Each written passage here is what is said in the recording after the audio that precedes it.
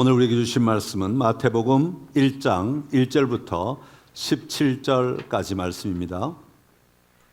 마태복음 1장 1절부터 17절까지 말씀, 저와 여러분이 한 절씩 교독하겠습니다. 아브라함과 다윗의 자손 예수 그리스도의 기회보라. 아브라함이 이삭을 낳고 이삭은 야곱을 낳고 야곱은 유다와 그의 형제들을 낳고 유다는 다말에게서 베레스와 세라를 낳고 베레스는 헤스론을 낳고 헤스론은 람을 낳고 람은 아미나답을 낳고 아미나답은 나손을 낳고 나손은 살몬을 낳고 살몬은 라합에게서 보아스를 낳고 보아스는 룻에게서 오벳을 낳고 오벳은 이새를 낳고 이새는 다윗 왕을 낳으니라. 다윗은 우리아의 아내에게서 솔로몬을 낳고 솔로몬은 르호보암을 낳고 르호보암은 아비야를 낳고 아비야는 아하사를 낳고 아사는 여호사밧을 낳고 여호사밧은 요람을 낳고 요람은 우시야를 낳고 우시야는 요담을 낳고 요담은 아하스를 낳고 아하스는 히스기야를 낳고 히스기야는 므낫세를 낳고 므낫세는 아몬을 낳고 아몬은 요시야를 낳고 바벨론으로 사로잡혀 갈 때 요시야는 여고냐와 그의 형제들을 낳으니라. 바벨론으로 사로잡혀 간 후에 여고냐는 스알디엘을 낳고 스알디엘은 스룹바벨을 낳고 스룹바벨은 아비훗을 낳고 아비훗은 엘리야김을 낳고 엘리야김은 아소르를 낳고 아소르는 사독을 낳고 사독은 아킴을 낳고 아킴은 엘리웃을 낳고 엘리웃은 엘르아사를 낳고 엘르아살은 mat단을 낳고 mat단은 야곱을 낳고 야곱은 마리아의 남편 요셉을 낳았으니 마리아에게서 그리스도라 칭하는 예수가 나시니라. 그런즉 모든 대수가 아브라함부터 다윗까지 14대요 다윗부터 바벨론으로 사로잡혀 갈 때까지 14대요 바벨론으로 사로잡혀 간 후부터 그리스도까지 14대더라. 아멘. 할렐루야. 오늘 대림절 시작입니다. 우리 대림절 첫 주에 족보가 하는 말이라는 제목으로 함께 하나님의 음성을 듣기를 원합니다. 대림절이라는 말은 한문이죠. 기다릴 때 임할 임. 그래서 임하시는 것을 기다린다. 오시는 것을 기다린다. 그래서 그렇게 기다리는 절기를 대림절 한문으로 그렇게 쓰고 있고요.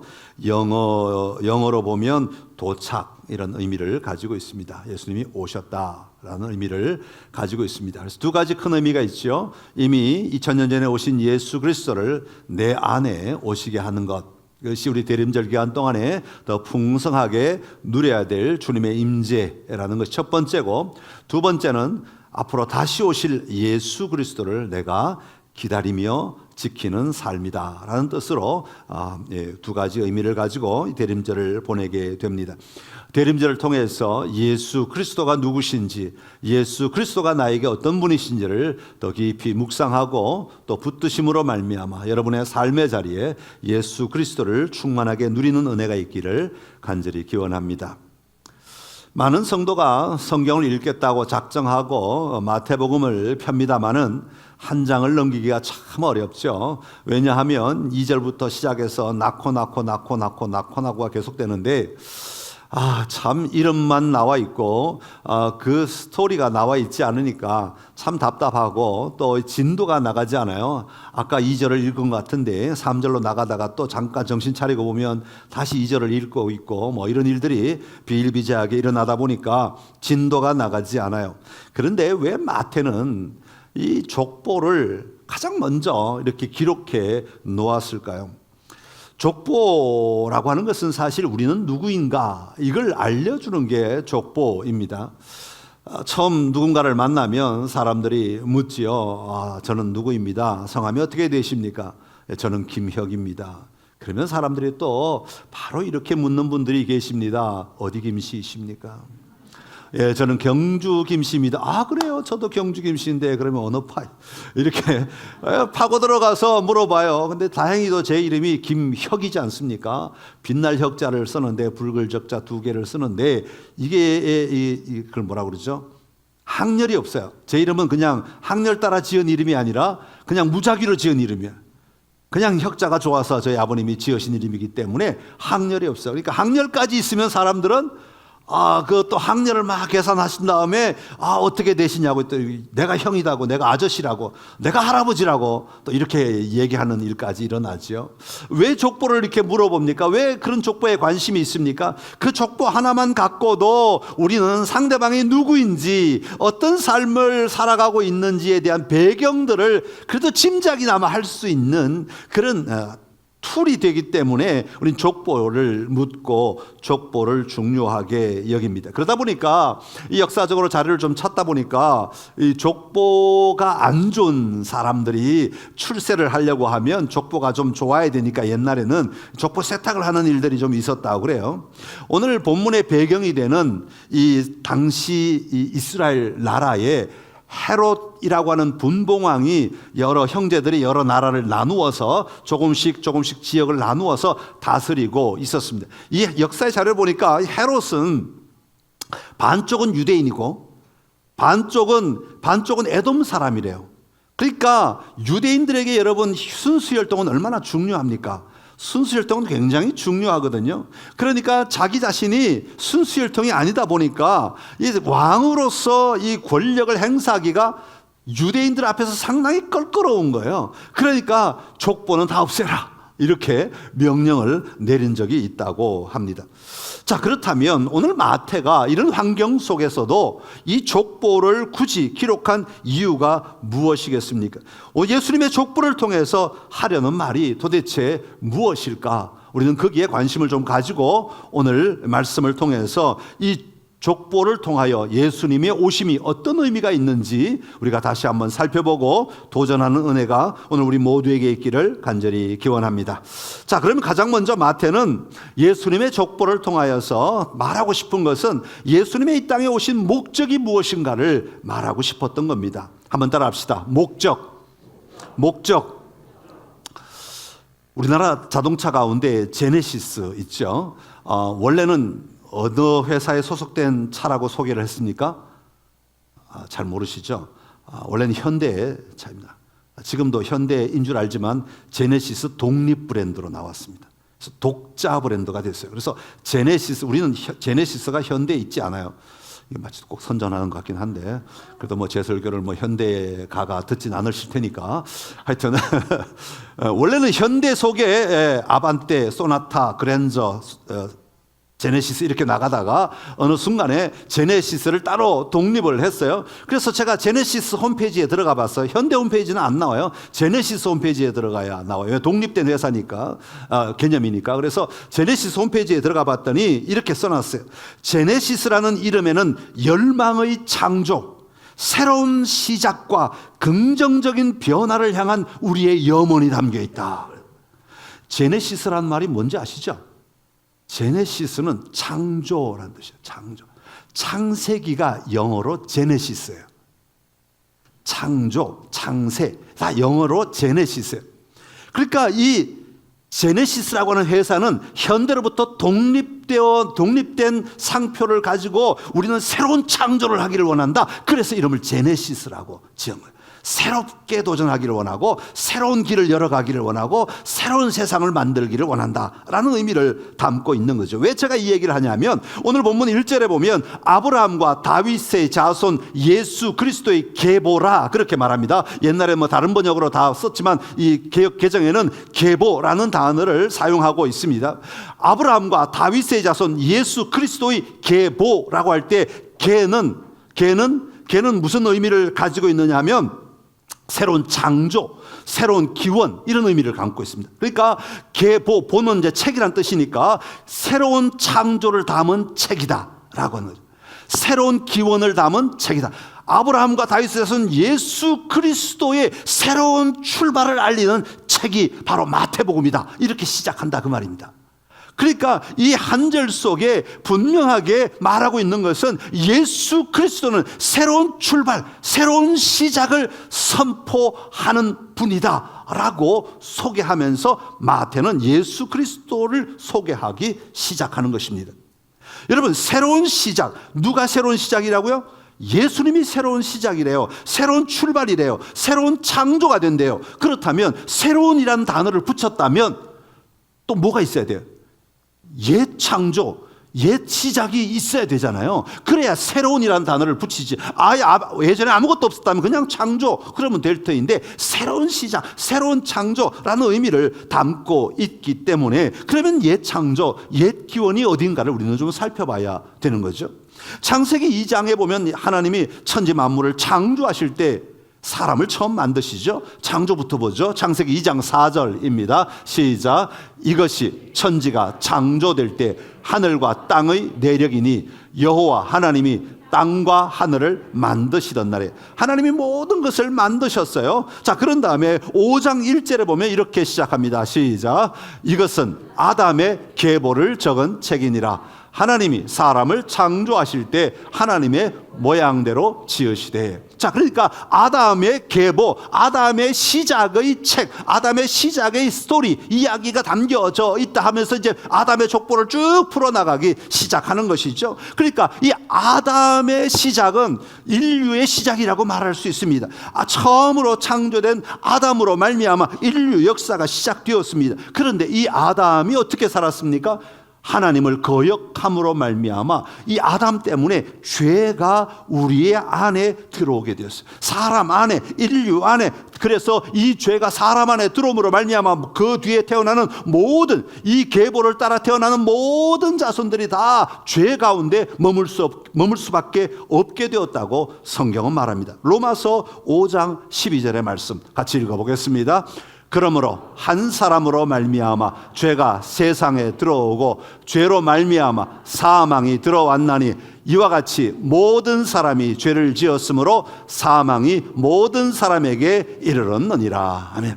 자, 옛사람, 옛 창조는 이렇게 타락하여져 갔다라는 것을 말하고 있습니다. 이렇게 모든 사람이 죽을 수밖에 없는 이 세상에 하나님께서는 독생자 예수 그리스도를 보내주시고 예수 그리스도로 말미암아 새로운 시작, 새로운 출발, 새로운 창조의 역사가 일어나게 하셨다라고 말씀하고 있는 거죠. 첫사람이 되어 주신 것을 말씀하고 있는 겁니다. 자, 그렇다면 예수님이 어떤 첫사람이 되었느냐? 무엇의 첫사람이 되었느냐 하는 것입니다. 여러분, 신약 성경 전체적으로 말하고 있는 것은 예수님은 우리의 첫사람이 되셨는데 무엇의 첫사람이냐면 우리에게 생명을 주시는 첫사람이 되었다고 말씀하고 있는 거죠. 아담은 죽음을 가져오는 사람이 되었지만 예수님은 우리에게 생명을 주시는 첫사람이 되었다고 말씀하고 있습니다. 로마서 5장 18절의 말씀 같이 읽겠습니다. 그런즉 한 범죄로 많은 사람이 정죄에 이른 것 같이 한 의로운 행위로 말미암아 많은 사람이 의롭다 하심을 받아 생명에 이르렀느니라. 아멘. 할렐루야. 예수님이 이 땅에 오신 목적은 뭐냐 하면, 예수님이 이 땅에 오신 이유는 뭐냐 하면 모든 사람들에게 생명을 공급하시기 위해 이 땅에 오신 분이시다라는 것을 알려주기 위해 족보를 쓰고 있는 것입니다.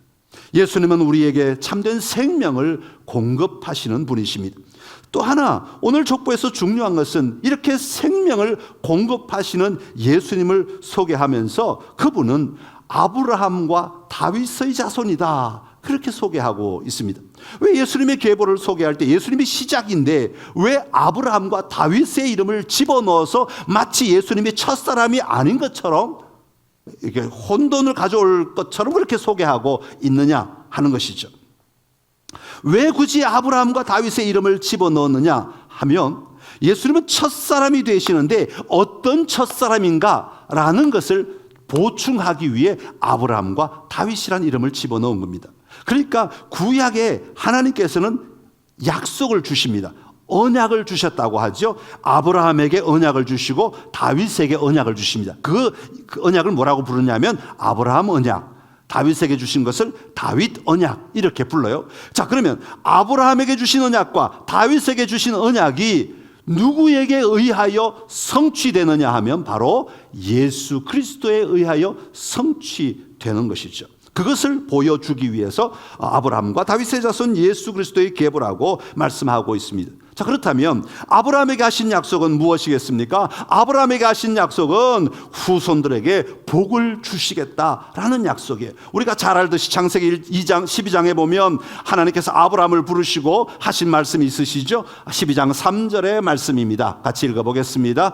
너를 축복하는 자에게는 내가 복을 내리고 너를 저주하는 자에게는 내가 저주하리니 땅의 모든 족속이 너로 말미암아 복을 얻을 것이라 하신지라. 아멘. 땅의 모든 족속이 너로 말미암아 복을 얻을 것이라. 이건 아브라함에게 주신 하나님의 언약이에요. 이 언약이 아브라함 혼자만 성취하였습니까? 그렇지 않아요. 이 언약이 누구에 의하여 마침내 이루어지냐면 땅의 모든 자손들이 예수 그리스도로 말미암아 복을 받게 될 것이라고 말씀하는 것이죠. 그러니까 아브라함에게 주신 언약이 예수님에게서 성취되었다 말하는 것이죠. 자, 그런 다음에 또 다윗 언약이 하나 더 있잖아요. 다윗의 자손이라고 그랬으니까 그럼 다윗에게는 어떤 약속을 주셨는가 하면 너의 가문에서 왕이 날 것이다 라고 하는 것입니다. 사무엘하 7장 16절의 말씀 같이 읽습니다. 내 집과 내 나라가 내 앞에서 영원히 보존되고 내 왕위가 영원히 견고하리라 하셨다 하라. 아멘.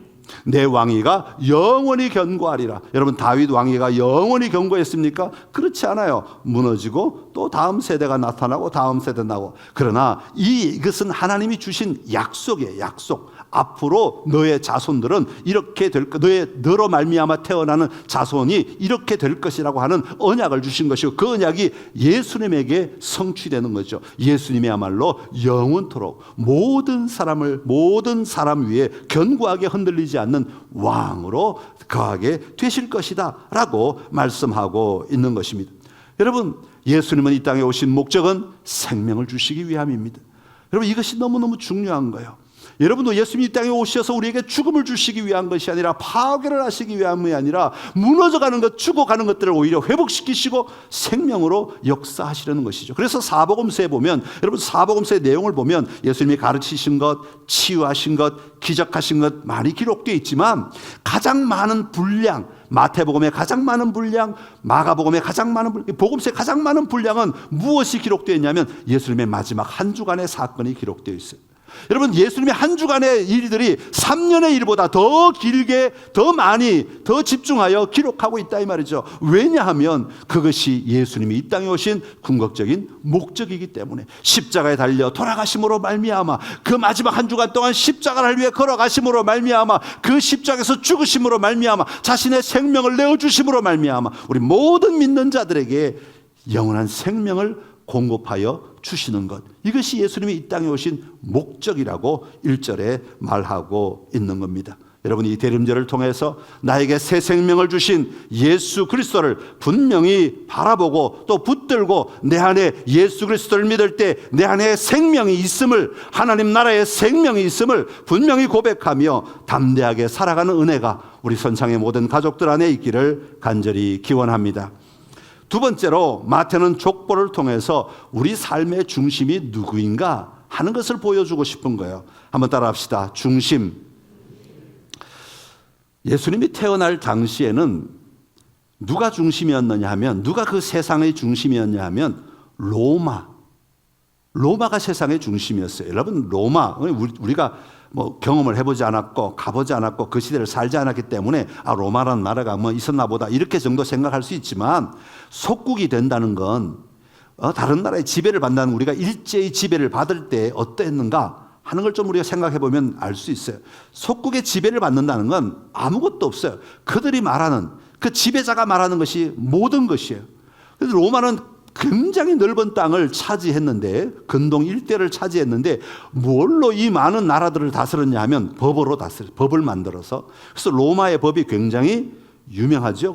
아직도 로마의 법에 따라서 법을 만들고 법을 세워가는 경우들이 많이 있잖아요. 그만큼 로마의 법은 탄탄하고 아주 철저하고 굉장한 통치 도구로 사용했던 것 가운데 하나예요. 로마 법이 지배했어요. 그래서 모든 사람들, 그 땅에 로마의 지배를 받는 모든 사람들 그 법 아래 매어가지고 로마를 그들의 지배자로 섬기며 그들이 말하는 대로 순종하며 살아갈 수밖에 없었어요. 다시 말하면 그들의 삶의 자리는 다 로마가 중심인, 로마가 말하면 움직여야 하고 로마가 뭐라고 하면 따라야 하는 그 삶을 살 수밖에 없었다 하는 이야기입니다.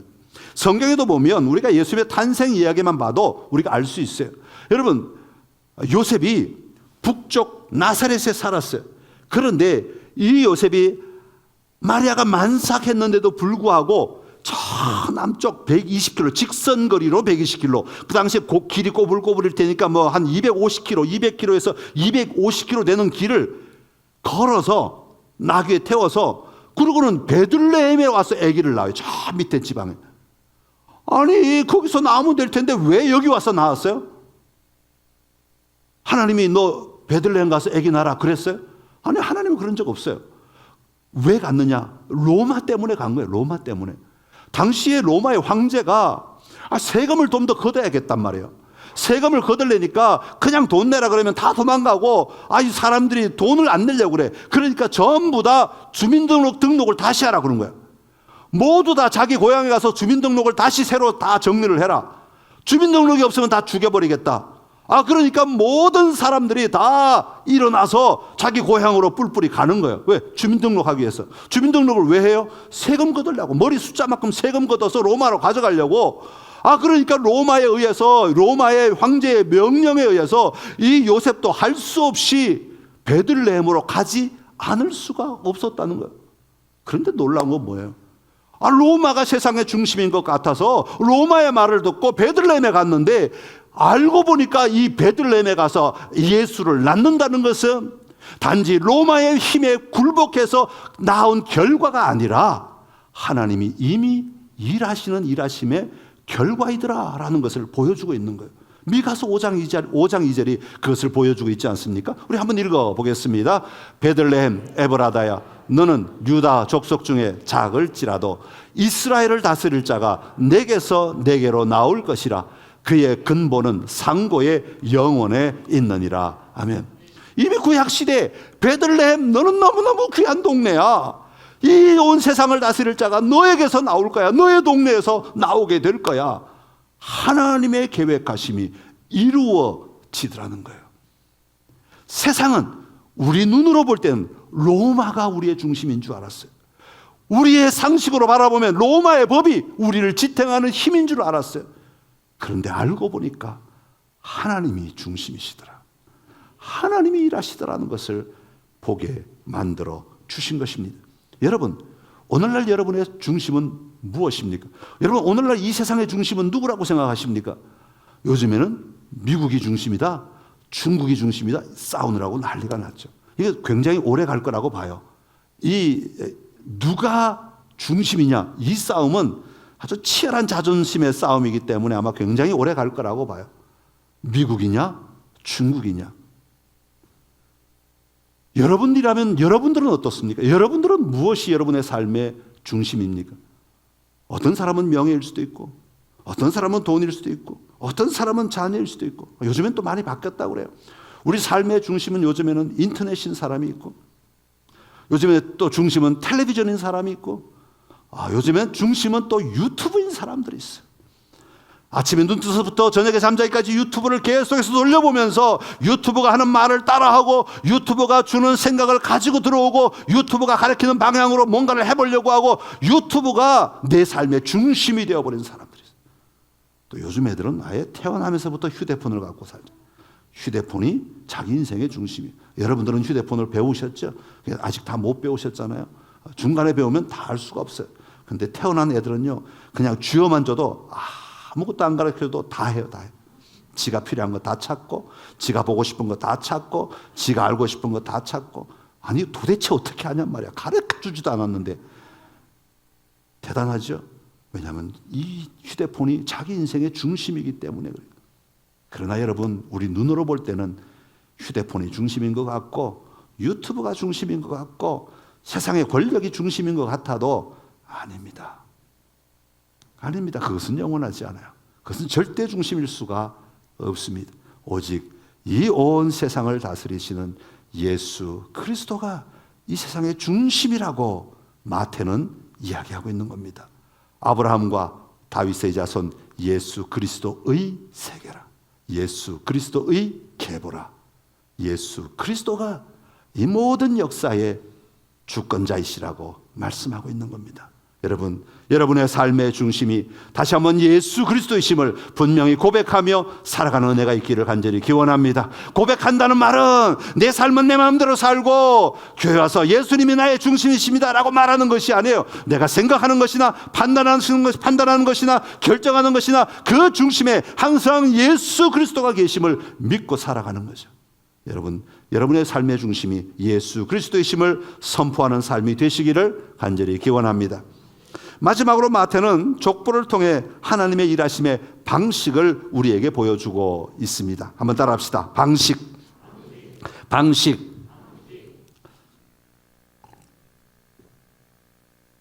하나님의 일하심은 우리의 일반적인 상식과는 다를 때가 많다라는 것이 족보가 보여주고 있는 이야기죠. 그런데 이 다른데도 불구하고 완전하더라 라는 것이 이 족보가 오늘 우리에게 말하고 있는 내용입니다. 여러분, 족보에는, 이스라엘 족보에는 원래 여자 이름이 들어가지 않습니다. 이것은 그 당시 상황이, 그 당시 문화가 그랬기 때문에 여자들을 뺐습니다. 그런데 오늘 본문에 보면 다양한 여자들의 이름이 등장하고 있는 것을 볼 수 있습니다. 3절에 보면 유다는 다말에게서 베레스와 세라를 낳았다 그렇게 말하고 있습니다. 자, 유다는 누구에게서? 다말에게서. 여러분, 유다와 다말은 부부 아닙니다. 놀랍게도 유다와 다말은 시아버지와 며느리입니다. 시아버지와 며느리 사이에 아들이 태어났다는 겁니다. 아니, 성경책에 어떻게 이런 이야기를 쓸 수 있어요? 그래서 많은 사람들이 창세기 38장은 건너뜁니다. 차마 읽고 싶지 않은 본문, 차마 자녀들 앞에서 읽을 수 없는 본문, 자녀들이 혹시나 질문할까 봐 두려운 본문. 왜 그랬어? 몰라. 어떻게 이럴 수 있어? 몰라. 설명할 수 없는 본문. 5절에 보면 라합이 등장하죠. 라합은 가나안 기생입니다. 정탐꾼들이 가나안에 들어왔을 때 그 정탐꾼들을 더 안전하게 숨겨준 대가로 이들은 온 가족이 구원을 받게 됨으로 말미암아 족보에 올라온 사람입니다. 6절에 보면 다윗은 우리아의 아내에게서 솔로몬을 낳았다 그렇게 말합니다. 원래는 자기 아들을 낳으려면 다윗은 아내에게서 솔로몬을 낳아야 정상이죠. 그런데 이 마태는 아주 심술궂게도 그냥 밧세바에게서 솔로몬을 낳았다 그러면 참 쉬울 텐데 우리아의 아내에게서 솔로몬을 낳았다 그래요. 굳이 우리아의 남의 남자 이름을 집어넣어가지고 이것이 정상적인 관계가 결코 아니라는 것을 아주 만천하에 까발려 놓고 족보를 기록하고 있는 겁니다. 왜 그랬을까요? 다윗의 생애 가운데 가장 치명적인 실수, 가장 치명적인 잘못을 저지른 것을 이 마태는 드러내고 있는 것이죠. 그 외에도 많은 사람들의 이야기가, 많은 사람들의 삶이 이 족보 안에 녹아져 있지만 이런 삶의 족보의 이야기들이 하고자 하는 말은 무엇이겠습니까? 하나님은 우리가 생각할 때는 너무너무 비참하고 너무너무 처절하고 너무너무 나약하고 너무너무 무너지고 너무너무 쓸모없는 것 같고 너무너무 가치 없는 것 같아도 하나님은 그 모든 상황들을 바꾸심으로 말미암아 하나님의 역사를 이어가실 때 사용하시는 하나님이시다라는 겁니다. 만약에 하나님이 나를 하나님의 통로로 사용하시려고 한다면 우리의 생각으로는 나는 완전해야 하고 나는 완벽해야 하고 나는 언제나 잘해야 하고 언제나 실수가 없어야 하고 언제나 은혜 충만해야 하고 언제나 하나님의 영광 앞에 매달려 살아야만 하나님이 나를 사용하실 것이라고 생각하는 삶을 살지요.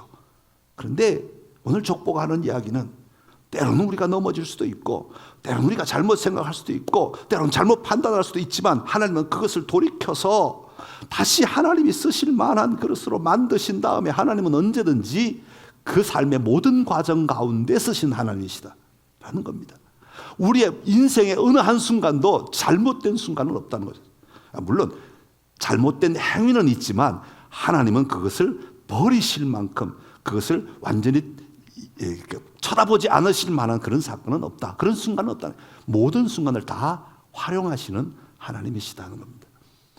그 이야기를 17절에 보면 이렇게 써놨어요. 우리 17절 성경책을 보시면서 한번 읽어볼까요? 17절 시작. 그런즉 모든 대수가 아브라함부터 다윗까지 연례되어 다윗부터 바벨론으로 사로잡혀 갈 때까지 연례되어 바벨론으로 사로잡혀간 후부터 그리스도까지 연례되더라. 자, 여기 보면 굳이 이 마태는 우리가 족보에 몇 명이 나와 있나 세보지 않아도 될 만큼 친절하게 14대를 썼다. 그리고 또 다음 아브라함부터 14대를 썼고 다윗부터 14대를 썼고 바벨론 포로 이후부터 14대를 썼다. 그래서 예수님이 태어났다. 그래서 아브라함과 다윗과 그리스도를 각 14대 속에 집어넣어 가지고 글을 쓰고 있는 것, 족보를 썼다고 설명을 하고 있습니다. 여러분, 히브리어 글자는 원래 숫자가 나오기 이전에 이미 나온 글자이기 때문에 숫자를 대신해서 알파벳이 숫자를 대신할 때가 많습니다. 그래서 성경에는 이 숫자가 가진 의미들이 중요하게 여겨질 때가 참 많아요. 3 그러면 완전 숫자, 그래서 삼위일체 완전하시다라는 의미죠. 그래서 이 3번 등장한 오늘 아브라함과 다윗과 예수 그리스도 등장하는 이 세 그룹은 완전하다, 하나님의 완전한 역사이다라는 것을 설명하고 있고 14, 14라고 하는 숫자는 뭘 의미하냐면 완전한 기간이라는 의미를 말합니다. 여러분, 솔직히 아브라함부터 다윗까지 14대밖에 없었을까요? 아마 우리가 몰라서 그렇지 조사하면 더 나올 거예요. 그런데 굳이 마태는 14명의 이름만 기록해놔요. 왜냐하면 하고 싶은 말이 있으니까. 하고 싶은 말이 뭐예요? 하나님의 일하심은 완전하다라는 거예요. 이 하나님의 일하심의 기간, 이 14대 동안 역사하신 하나님은 완전한 기간으로 이 시간을 사용하셨다는 거죠. 때로는 거기에 넘어지는 사람도 있고, 때로는 거기에 실수하는 사람도 있고, 때로는 거기에 실패하는 사람도 있지만 그 모든 시간들이 하나님이 보실 때는 완전한 기간이다. 14시였다 라고 말씀하시는 거예요. 그것을 지금 마태는 이 족보를 통해서 우리에게 말하고 싶은 것입니다. 여러분, 하나님의 일하심은 조금도 실수가 없으십니다. 비록 우리가 넘어지고, 비록 우리가 하나님을 거역하고 때로는 떠나가기도 하고 때로는 넘어져 있기도 하고 무너지기도 하지만 하나님은 그런 우리를 일으켜서라도 하나님의 일하심의 완전한 기간이 되도록 우리의 삶을 사용하시는 하나님이십니다. 그것을 위해 예수님이 이 땅에 오셨고 그것을 만들어갈 수 있도록 하시기 위해 예수님이 이 땅에 태어나신 것입니다. 하나님은 다양한 삶의 자리를 통해서라도 완전하게 일하시는 하나님이심을 다시 한번 우리가 바라보면서 예수 그리스도께서 우리에게 오셔서 우리의 삶을 사용하시고 우리의 시간을 사용하시고 우리의 환경을 사용하시고 우리의 형편을 사용하시도록 우리가 내어드리는 삶이 우리에게는 절대로 필요한 것입니다. 여러분의 상황이 어떠하십니까? 환경이 어떠하십니까? 형편이 어떠하십니까? 주님께 내어드리십시오. 그러면 주님은 14 완전한 기간으로 사용하실 것입니다. 그럴 때 우리는 주님 품에서 참된 안식을 누리며 살아가는 기쁨의 자리로 나아가게 될 것입니다. 그렇게 살아가는 은혜가 우리 모두에게 있기를 간절히 기원합니다. 기도하겠습니다. 참 좋으신 우리 하나님 아버지의 은혜를 감사합니다.